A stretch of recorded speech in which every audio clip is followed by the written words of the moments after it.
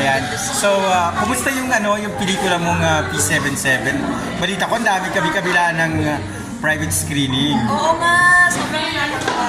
Actually, today kaya po ako nandito ngayon sa Cinema 76 dahil lang Barda fans po ay nag-organize not just one but two doc screenings for P77. So, I believe they're all here today. Kaya mamimit ko silang lahat. So, I'm very, very happy sa lahat ng warm reception and good feedbacks that the movie has been receiving. And sana marami pa po makapanood. Napanood niyo na po ba? Yeah, ngayon pala, ngayon. Ay, ngayon. Kaya that's why, sana po magustuhan mo ninyo. nandito And I kami. hope you get to help us promote po P77.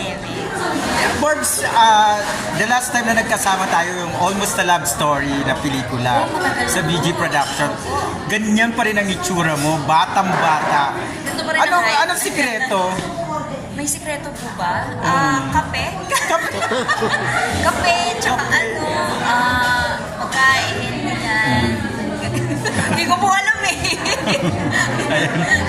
Ayan, isa na lang, one question na lang. Anong naging wish mo sa nakarang birthday mo?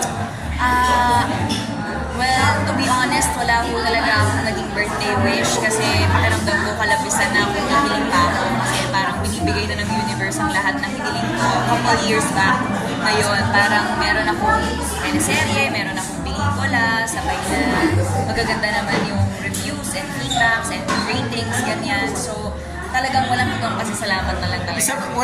Di ba kasama sa birthday wish mo yung love life? Hindi. Saya-saya ko lang. Sige, thank you. Thank you po. Thank you, Mars. See you later po. Sige po. Ayan, kita-kits tayo mamaya.